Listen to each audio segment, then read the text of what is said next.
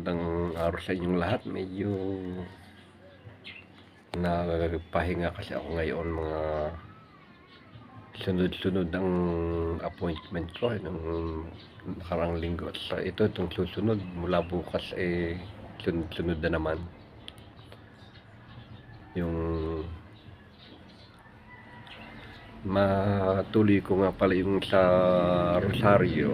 Yan bukod sa ginamit siyang pangalan ng lugar, ginamit na rin siyang pangalan ng tao. Yung ginamit pa rin apelyido ng tao ang Rosario. Kaya meron kayong makikilala mga apelyido del Rosario. Kasi hinalaw din nila sa Rosario. Ginamit na rin nilang apelyido. At yung tatlong bata na nakakita sa Mahal na Birhen doon sa Fatima, yun ang isang natatanda ko si Lucia na naging madre, naging si Sister Lucia, at yung isa ay si Jacinto.